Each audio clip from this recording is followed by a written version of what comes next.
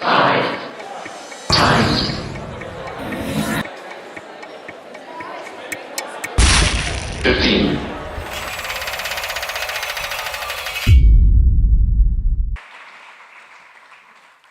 you very much.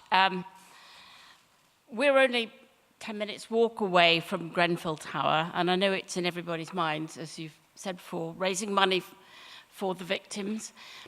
I think it may be one of those events that stands out in history that just chimes with the times, a sort of epochal moment when a whole lot of things come together and people suddenly realize what it means to have the state shrinking away from us, less capable of doing things that we expect it to do, regulating, inspecting, protecting us, keeping us safe, being a social security in the widest possible sense. And in the last 7 years, it has been seeping away from us. It has become more and more threadbare. There's less and less of it there to do those things that we have often just taken for granted. And of course, as it stands there as a blackened tombstone in the sky, it is for all of us, I think, a parable of all kinds of things about the way we live now. Some of the things we just heard about. In the richest borough in the whole country, people with very little living cheek by jowl with people who have everything and more than everything. Inequality in this country has been rampant for so long, ever since the 1980s, when it just took off on a kind of escalator and has never, ever come back to the level where we were at the end of the 70s, which was historically the most equal, I forgot to turn this upside down, so sorry. The most equal stage in our history. And amazingly, it's only 2.5 weeks since the election. It seems somehow an eternity already, the snap election. Maybe there'll be another one. And I think how much has happened just in the last year. It's been very hard to keep up with politically. I'm now out of the prediction business. I'm not going to predict anything that might happen because I feel anything could happen at any moment. But I do think that we are at a point where a pendulum is beginning to swing back the other way from the politics that we've had in recent years, and perhaps longer than that. I think that there is a sense that austerity, that enough is enough, a phrase of actually Theresa May's, but she didn't mean it about austerity. I think there is a sense that we are losing things that we value wherever you look, and that the state isn't there in the way that it ought to be. I mean, our book, in a sense, it's a kind of blindingly obvious message, and we kept saying to ourselves, isn't this just so obvious? Why are we writing a whole book about the need for the state? But there has been, for a long time now, right back to the 1980s and Thatcherism, a campaign, an ideological movement that says the state is too big, it gets in the way, the people who work for it are idle and feather-bedded, we need to roll it back, it gets in the way of enterprise. What the state does is always less good than what private enterprise does. There's something about the state that is inert. Some people find it threatening and are quite paranoid about its powers or potential powers. So that the fashion has been to disrespect the state and not to think about what it represents, that it represents us, our collective endeavors. We pay for it. We elect the people to run it and to do as best it can the things we want it to do. The anti-state ideology has been incredibly powerful. It has been powered by people like the Taxpayers Alliance, by the Institute for Economic Affairs. It is the Hayekian ideas, the road to serfdom. Mrs. Thatcher used to keep a battered copy in her handbag and wave it at people. And I think it has really entered deep into the national psyche for over 40 years, that shrinking the state is a good thing. And during the New Labour years, they hugely expanded and did very well with the health service, with schools, with starting 3,500 sure starts, but they never really dared challenge the ideas. It was always done sort of undercover, doing good by stealth. They never dared champion the cause of the good that the public sphere can do. What we've had since 2010 is a government that is intent on reducing the size of the state as a proportion of GDP to 35%. Now, that's the lowest it's ever been. That is kind of an American level, an American vision of the state, absolutely minimal. And of course, it's written there in the Red Book in budget after budget, and it's written there again in Philip Hammond's first budget, so nothing has changed from Osborne's budgets, to say it is our intent to shrink the state down to something beyond anything that will really sustain the sorts of services that we've been used to since the war. Now, for writing this book, I've been traveling around the country, having a look at services of every kind that are vanishing and threadbare and things that are atrophying. And quite often, trying to look at things, headlines may be A&E when it's in trouble over the winter, looking for things that don't make the headlines, the things that are unseen, the sort of hidden part of the state. I mean, like me, you probably all eat out from time to time, and you would expect, wouldn't you, that restaurant that you went to or a cafe, somebody had inspected it. Somebody had, environmental health officers were there to see that everything was clean and okay. Well, we spent time with environmental health officers. We chose Huntingdon. They've been cut by a third. They now inspect very much less than they did before, and they are very worried. So that you still have places that are rated Category A as a high-risk restaurant, and this is something Rosie will know all about because she's the Food Commission. They're still rated Category A. They still get inspected every 6 months if they're Category A. But what they've done, because of the shortfall of staff, is to simply rate very many fewer places Category A. All the categories have slipped. They're meant to monitor air pollution. 2/3 of their air pollution points have been closed down because they just don't have the staff to monitor it any longer. So people no longer know much about the air that they're breathing. And it's those kinds of things that until there's suddenly a crisis, and maybe Grenfell Tower, suddenly people say, well, what are the regulations? What are the fire regulations?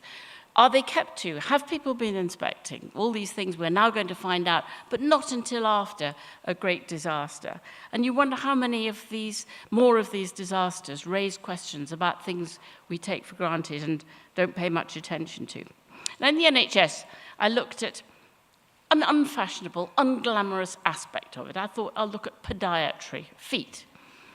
Feet have become very important because as we have hugely raised levels of people with diabetes, one of the things it does is it damages people's feet. It makes their feet numb. They don't know when they've damaged it. They get small ulcers. Diabetics need to have their feet checked regularly.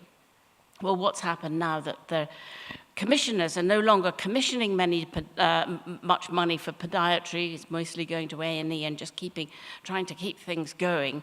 There is very little money for anything that's preventative.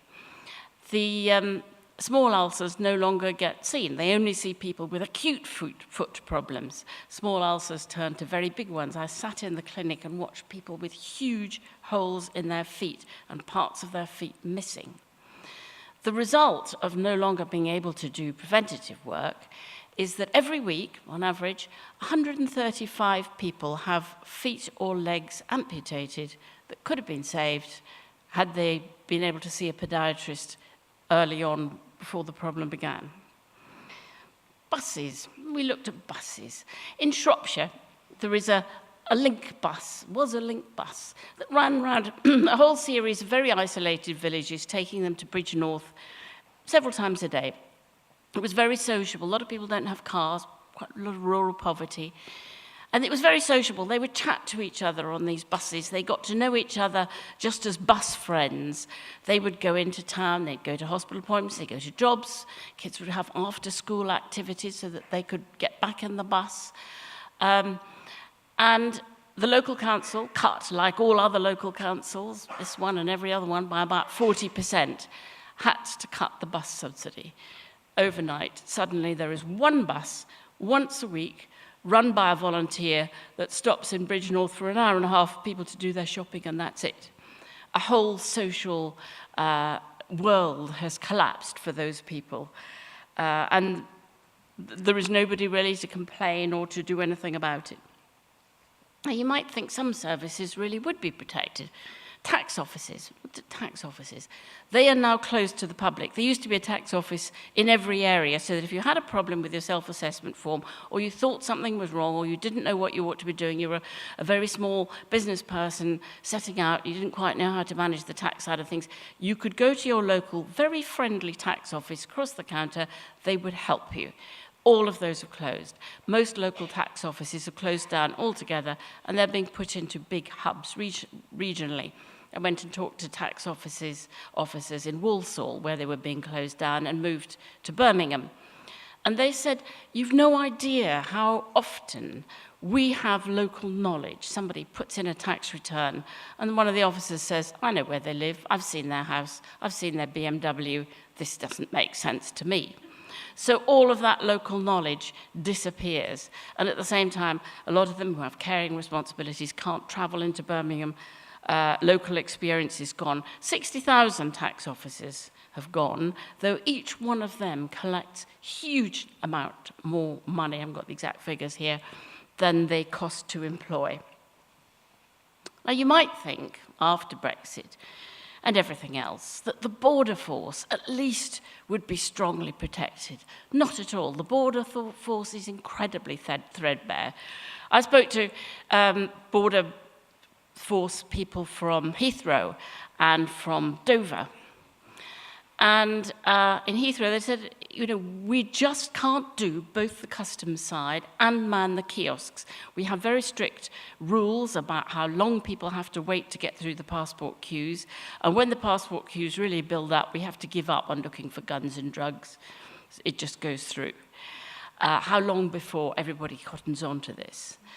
When Amber Rudd was first Home Secretary, she went down to visit Heathrow, and they said, you know what they did? They bussed in apprentice tax officers from Newcastle, who can't be spared, to man the desks after 2 days' training, and so that all of the kiosks were open when the day she arrived. And because there were quite a lot of crowds, we held a whole lot of people waiting back in another hall, so it looked as if there were no queues. So that even the ministers don't often know what's happening in their own departments or how hard-pressed the people really are. I mean, you might think the police would have been protected. Well, you've heard just in the last weeks, the chief constables, London as well, the Met, Cressida Dick, saying we can't do this. We cannot cope with the increasing demands and with the security problems, and you expect us to be doing neighbourhood policing. And you know what? Neighbourhood policing is what tells us about potential terrorism of one form or another, of all the different sorts of possible terrorism there is. I mentioned children's centres.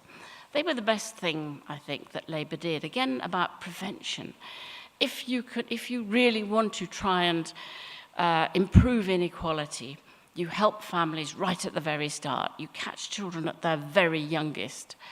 3,500 children's centres were set up by Labour. Large numbers of them have gone altogether. Those that remain are often in name only. They're just hubs with one small private nursery. All of the services that used to be there, with speech and language therapy, with midwives, with health visitors, and social workers and housing workers, all based in particularly in deprived areas in children's centres. All of that has gone, swept away. Schools now are back to coping with children who've had often very little help or support, and families who've not had any of their problems sorted out by the time they get to to primary school, by which time it's very often too late for families in deep trouble. Now, I'm not going to say there's any perfect size of what the state should be. You know, we all might have different ideas of what services we regard as essential and what we can do without. And certainly, though, there are a lot of countries a great deal more successful than us, whether it's Germany or Scandinavia, who have much bigger size of the state. If we're heading for 35%, you know, Germany's around 43, 44%. France is higher, nearer to 50, and they have much better services as a result. But there has always been a kind of tradition in this country of wanting to have Scandinavian services on US-type tax rates. And politicians have gone on promising that, saying, you know, there is such a thing as a free lunch. Of course you can have everything, and we'll lower your taxes. I mean, ahead there are all kinds of really serious problems ahead of us, you know, whether it's Brexit, security problems, climate change, and an aging population. The numbers of 85s will double in the next 20 years. The health service, half the funds of the health service goes on people over 60, and mostly to people. It's a very good thing that people live much longer. That's excellent, but it does cost more money. The one brave thing that Theresa May tried to do, though she did it in utterly the wrong way, with the dementia tax, was saying, actually, if you've got property, you should be contributing towards care in old age. I mean, what she got wrong was that you shouldn't have a system where the lottery of life means that if you're unlucky and somebody in your family gets dementia or some long-term illness, you end up paying a lot, and somebody else who's lucky enough, if parents drop dead, don't pay anything at all. And you need to have a system that evens out the risk. That's what health service, it's what social insurance is about. It's making sure everybody pays in and everybody takes out according to need, and you don't just get hit when you're sickest. But she had the right idea that money has been sucked up from the young to the old, those of us who bought houses really cheap long ago, and seen them rise so that going out to work, your house earned more than you did in the day when you went out to work. Madness, never taxed. Of course, that's the money that should be taxed, and we don't have a wealth tax in this country, and we should have. And that money should be earmarked for housing for the young and for care for the old who have benefited from that. Care homes are closing at a rate of 1 to 2 a week, and some of them are appalling. Some of the local councils are paying just £2.24 an hour for warehousing people, and it is no more than crude warehousing. And there will be enormous scandals, again, as these emerge more and more. Now, how are we going to pay for it? Are we willing to pay for it? I think that if people are asked in the right way, is this really the way we want to go? Is it the direction we want to head? Or do we actually want to be honest, not infantilize people saying you can have everything for nothing, or Labour saying only that 95% of people need pay no more, but to think realistically about what kind of state we want. What does it represent about us? I think it represents the very best of us. Mrs. Thatcher used to say, you will always spend the pound in your pocket better than the state will on your behalf. I think that's not true. I think the things we really value, our health, our education, beautiful public spaces, parks, Olympic stadiums, museums, galleries, add anything yourself that makes us the country we are, our culture, our history, our background, our future. All of those things are purchased collectively through our collective endeavour and those of our ancestors. And they're the things we really prize, more than anything you buy in a shop. And that's what it seems to me politicians have to grasp and say, yep, it's going to cost more, but it will buy you the things that are really precious. So let's hear it for the state. Thank you very much.